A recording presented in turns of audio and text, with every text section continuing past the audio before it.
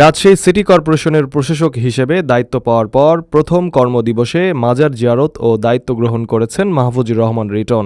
সোমবার বেলা ১২টার দিকে তিনি রাজশাহীতে অবস্থিত হজরত শাহ মুকদুম রূপস রহমতুল্লাহে আলাইয়ের মাজার জিয়ারত করেন। এ সময় তিনি দেশের শান্তি, সমৃদ্ধি ও রাজশাহী সিটি কর্পোরেশনের উন্নয়নের জন্য দোয়া করেন। পরে বেলা ২টার দিকে তিনি রাশিকের কার্যালয়ে উপস্থিত হয়ে আনুষ্ঠানিকভাবে প্রশাসকের দায়িত্ব বুঝে নেন। দায়িত্ব গ্রহণ শেষে সংক্ষিপ্ত বক্তব্যে মাহফুজুর রহমান রিটন বলেন, রাজশাহী নগরীর সার্বিক উন্নয়ন, নাগরিক সেবা বৃদ্ধি এবং পরিচ্ছন্ন ও আধুনিক নগরী গড়ে তুলতে তিনি আন্তরিকভাবে কাজ করবেন। নগরবাসীর সহযোগিতা নিয়ে সিটি কর্পোরেশনের কার্যক্রম আরও গতিশীল করার আশাবাদ ব্যক্ত করেন তিনি।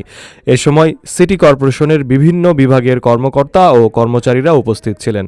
আমি যেই গুরু দায়িত্বটা পেয়েছি, এই চেয়ারটা যেন আমি সম্মানের সাথে, সততার সাথে, নিষ্ঠার সাথে, আমার নেতা আমাকে তিনি বলেছেন যে তুমি খুব অল্প বয়সে তোমাকে প্রশাসকের দায়িত্ব দিলাম, এই প্রশাসকের রাজশাহী যে সুন্দর রয়েছে তার চেয়ে তো তুমি সুন্দর করে আমাকে দেখাবা।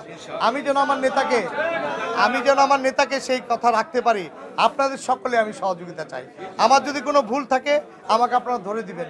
আমার যদি চলাফেরার কোনো কাজ করতে গিয়ে আপনারা তো আমার কাজ করলে ভুল হবে, আপনারা সেটি আমাকে ধরে দিবেন। সেটি আমি সংশোধনী করে আমি যেই কয়টা দিন সময় পাবো, আমি জানি না কয়দিন আমাকে গভর্নমেন্ট রাখবে। আমি চাই এই রাজশাহী মহানগরীতে প্রশাসক হিসেবে নয়, এই রাজশাহী মহানগরী আমি একজন সেবক হিসেবে এবং রাজশাহীর আমি একজন লোকাল ছেলে হিসেবে আমি আমাদের এই রাজশাহীবাসীর সাথে থাকতে চাই। Salman Farhan, daily citizen voice.